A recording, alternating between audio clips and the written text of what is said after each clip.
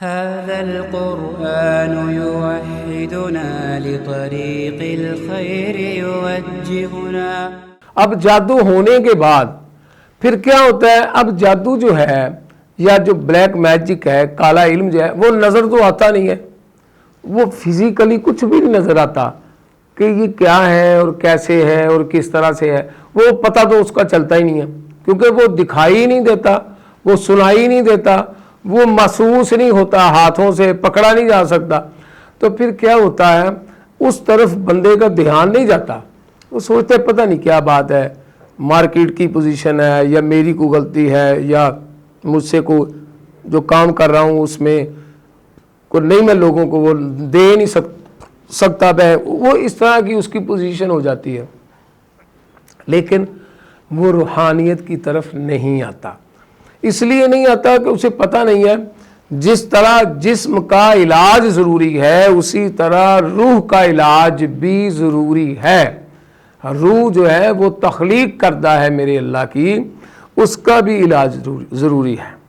آپ نے عام سنا ہوگا جی روحیں بھٹک جاتی ہیں، بھٹکی ہوئی روحیں ہوتی ہیں، تو بات یہ ہے کہ جب روح کو تکلیف ہوتی ہے، روح کو روحانی طور پر جب آپ کو تکلیف ہوتی ہے، اس کی سمجھ بھی نہیں آتی، تو پھر آپ کو اس کا علاج کروانا چاہیے۔ خود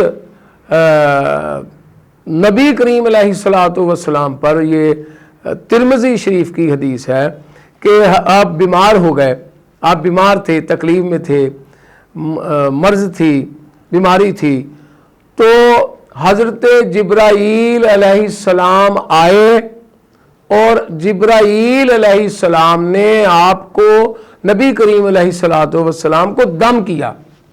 اب بات یہاں بڑی غور طلب ہے اور سمجھنے والی ہے۔ جبرائیل علیہ السلام آئے، جبرائیل علیہ السلام نے دیکھا کہ نبی کریم علیہ الصلوۃ والسلام بیمار ہیں، تکلیف میں ہیں، تو آپ نے حضرت جبرائیل علیہ السلام نے نبی کریم علیہ الصلوۃ والسلام پر دم کیا۔ اب یہ دیکھیں، اب اس کو ہم نے سمجھنا ہے۔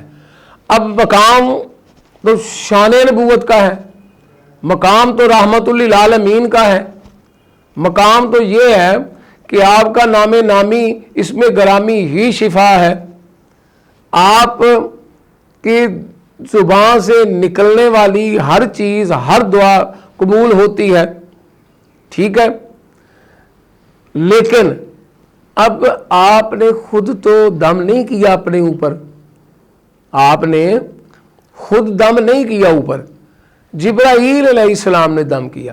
اب بات یہ سمجھنے والی ہے کہ وہ مقام نبوت اور جبرائیل کا دم کرنا، اب جبرائیل حضرت محمد مصطفیٰ صلی اللہ علیہ وآلہ وسلم سے تو بڑے نہ تھے، ان سے زیادہ علوم بھی نہ رکھتے تھے، یہ بات ذہن میں رکھیے گا، نہ علوم رکھتے تھے، نہ ان سے زیادہ متقی پرہیزگار تھے، نہ ان سے زیادہ مقام ان کا تھا۔ مقام اونچا ہے تو نبی مکرم صلی اللہ علیہ وآلہ وسلم کا ہے، علوم ہے تو قرآن کہتا ہے الرحمن علم القرآن، رحمان نے علم قرآن سکھایا۔ اب رحمان نے جو علم قرآن سکھایا وہ اس کو سکھایا جس پر قرآن نازل ہونا تھا۔ اب بات کو سمجھ رہے ہیں؟ رحمان الرحمن علم القرآن خلق الانسان، تو اللہ کریم نے علم قرآن جناب محمد الرسول اللہ صلی اللہ علیہ وآلہ وسلم کو سکھایا۔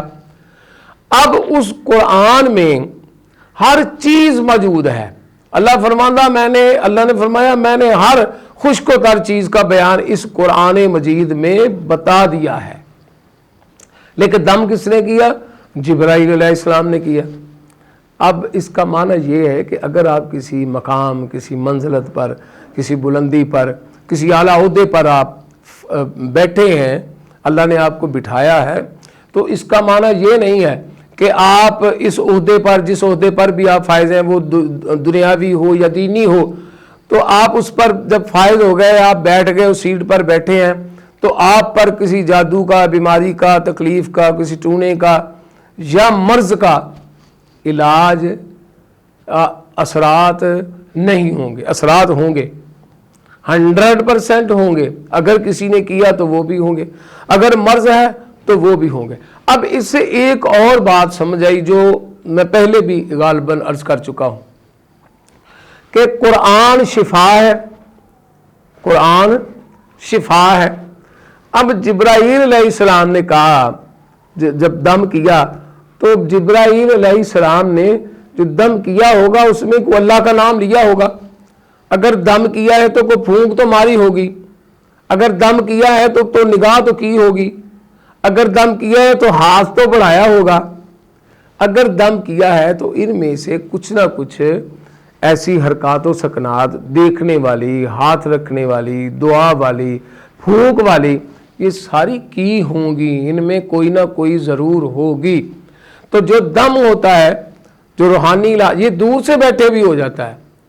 اس کے لیے پابندی نہیں ہے کہ آپ اس بندے کے بالکل قریب بیٹھے ہوں تو دم ہوگا.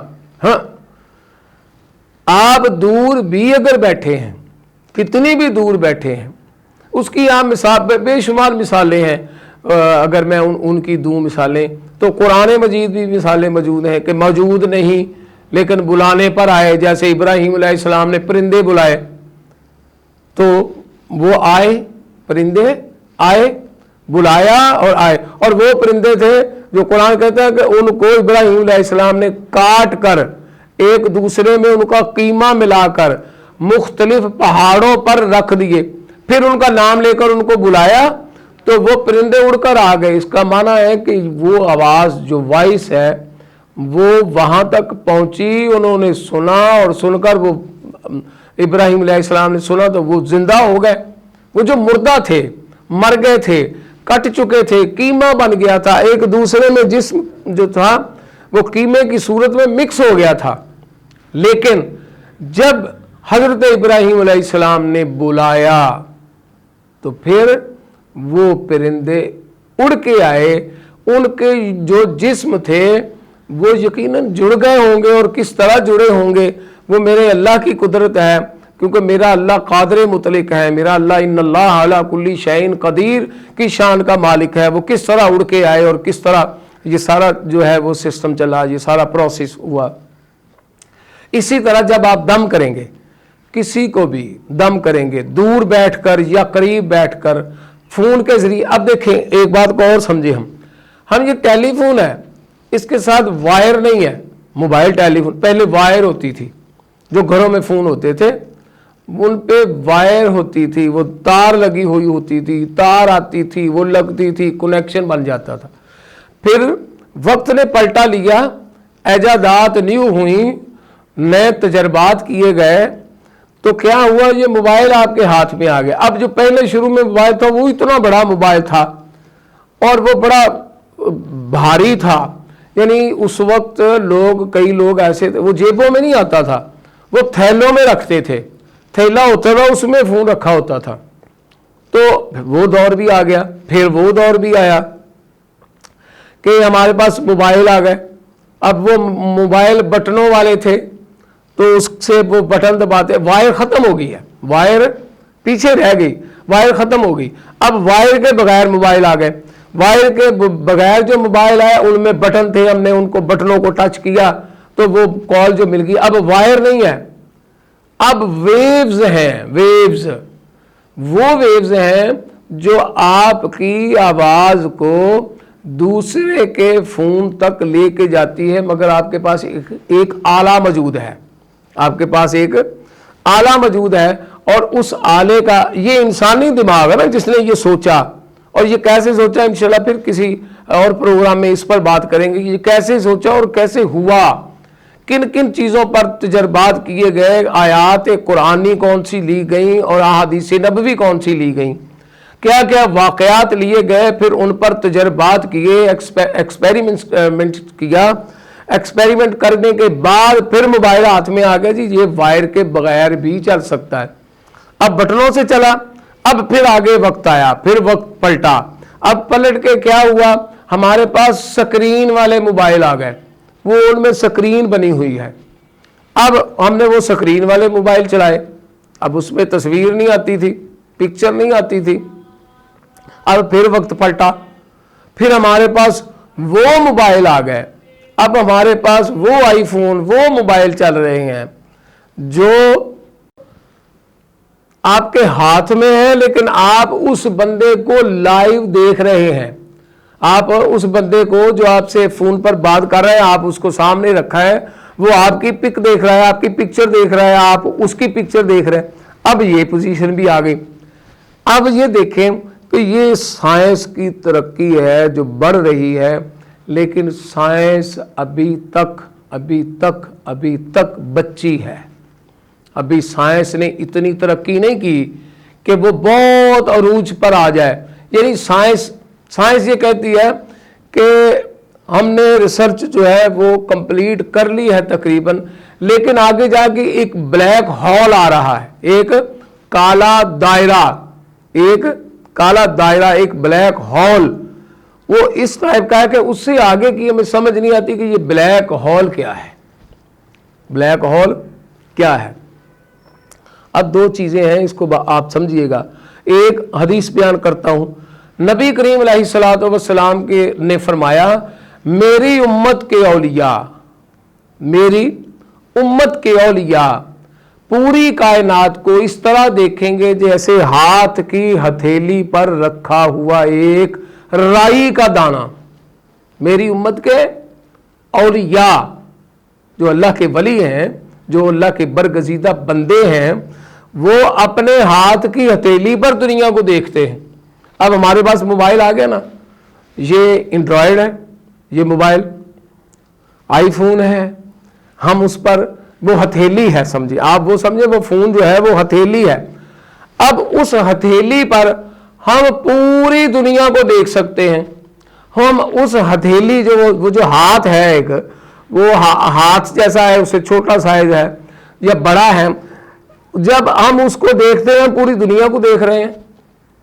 تو جس طرح آپ کی پکچر پہنچ رہی ہے، جس طرح آپ کی وائس پہنچ رہی ہے میرے بھائی اور میری بہنوں، بیٹیوں، میری ماؤں، میرے بچوں، اسی طرح جب رب کریم کا کلام پڑھا جاتا ہے اور اس کو تصور کر کے اس طرف کو پھونک ماری جاتی ہے، جس طرف سے یا جس فون کے ذریعے، موبائل کے ذریعے جب کو کال کر رہا ہوتا ہے اور اس کو ہم بیک جواب دیتے ہیں اور پھونک مارتے ہیں اور تصور کرتے ہیں. جیسے ہے نا، ایک بندہ کہتا ہے السلام علیکم، حدیث میں عرض کر رہا ہوں، کسی بندے نے آپ کو سلام بھیجا، آپ کے پاس ایک شخص آیا، اس نے آ کے کہا جی فلاں آدمی آپ کو السلام علیکم کہتا تھا. تو آپ کیا جواب دیں گے اس کو؟ وعلیکا وعلیہم السلام. آپ، وہ دور بیٹھا ہے، آپ کے پاس نہیں ہے، وہ پیغام لانے والا جو ہے وہ آپ کے پاس ہے. وعلیکا، اب آپ کہہ رہے ہیں کہ تم پر بھی، وعلیکم السلام، اور اس پر بھی جس نے مجھے سلام بھیجا ہے سلامتی ہو. اب بات کو آپ سمجھ آئی؟ تو یہ ایسا نہیں ہے کہ اگر اس نے سلام بھیجا ہے اور واپسی پر میں نے اس کو وعلیکا وعلیہم السلام کہہ دیا تو اس پر سلامتی نہیں پہنچے گی، سلامتی پہنچے گی. ایک اور مثال دیتا ہوں. قبرستان کے ہم پاس سے گزرتے ہیں، مردہ ہے، دفن ہو گیا، پتہ نہیں اس کی ہڈیاں بھی ہیں اس میں، قبر میں موجود ہیں کہ نہیں ہیں، مگر جب ہم وہاں سے گزر کے یہ کہتے ہیں اور یہ حکم ہے کہ ہم کہیں السلام علیکم یا اہل القبور، اے قبروں میں رہنے والوں سلامتی ہو تم پر. اب وہ آگے سے جو جواب دیتے ہیں ہم وہ سن نہیں سکتے، کیونکہ ہم میں وہ پاور نہیں ہے. ہمارے کان جو ہیں وہ اتنی پاور نہیں رکھتے کہ ہم وہ آواز سن لیں، ہمیں پتہ چلے کہ انہوں نے بھی ہمیں وعلیکم السلام کہا ہے. لیکن ہم نے جب یہ حکم ہے، میرے آقا علیہ الصلوۃ والسلام نے فرمایا ہے، اور نبی کریم علیہ الصلوۃ والسلام اپنی مرضی سے تو کچھ کہتے نہیں. قرآن کہہ رہا ہے وما ينطق عن الهوى ان هو الا وحی یوحی، یہ اپنی مرضی سے تو کچھ کہتے ہی نہیں ہے ماں سوائے اس کے جو اللہ کی طرف سے انہیں وحی کی جاتی ہے، جو اللہ کی طرف سے انہیں حکم دیا جاتا ہے، جو اللہ کی طرف سے پیغام آتا ہے. نبی کریم علیہ الصلوۃ والسلام کا ایک ایک لفظ، ایک ایک حرف، ایک ایک نقطہ، ایک ایک زبر، زیر، پیش، شد، مد، جزم جتنے الفاظ میں وہ استعمال ہوتی ہے وہ بعد میں بنی ہیں، اس دور میں وہ نہیں تھی، لیکن بعد میں اس پر جو ہے وہ اعراب جو ہے وہ قرآن مجید میں لگائے گئے تاکہ اجمی لوگ اس کو آسانی سے پڑھ سکیں۔ تو وہ جو جتنے لیکن پڑھنے میں موجود تھے، پڑھنے میں موجود تھے، تو وہ جتنے بھی ہیں اور جو بھی ہیں وہ سب اللہ کی طرف سے ہیں، اللہ انہیں بتاتا ہے۔ اور میرے آقا علیہ الصلوۃ والسلام نے ہمیں بتایا کہ سلام کرو۔ اب ہم انبیاء کا جب ذکر آتا ہے تو ہم نہیں کہتے، یعنی حضرت آدم علیہ السلام کا ذکر آیا تو ہم نے کہا حضرت آدم علیہ السلام، حضرت آدم پر سلامتی ہو، حضرت ابراہیم علیہ السلام، حضرت ابراہیم علیہ السلام پر سلام ہو، سلامتی ہو، حضرت اسماعیل علیہ السلام۔ اب یہ ہم سلام بھیج رہے ہیں کن کو؟ انبیاء کو۔ پہلے میں نے عام مومن کا حوالہ دیا قبروں میں، اب انبیاء کے حوالے سے، وہ بھی اپنی اپنی قبور میں ہیں اور جس طرح ہیں، جس مقام پر ہیں، یہ میرا اللہ بہتر جانتا ہے، اب ان پر بھی سلامتی بھیج رہے ہیں۔ اس کا معنی یہ نہیں ہے کہ آپ قریب ہوئے، سامنے آئے تو آپ پر پھونک جو ہے وہ اثر کرے گی یا آپ پر دم اثر کرے گا، آپ کا علاج ہوگا، اور دور ہیں تو آپ نہیں۔ آپ دنیا کے کسی خطے میں ہوں، مشرق سے مغرب تک، آپ جس ملک میں بھی ہوں، اللہ کی رحمت سے، اللہ کے کرم سے، اللہ کے فضل سے آپ پر جو دم کیا جائے گا، جو دم کیا جاتا ہے، جو اللہ کا کلام پڑھ کر تصور کر کے آپ کو پھونک ماری جاتی ہے، 100% وہ پھونک اور اس کے اثرات آپ تک پہنچتے ہیں۔ اگر وہ آپ تک پہنچتے ہیں تو پھر آپ کو شفا بھی ملتی ہے۔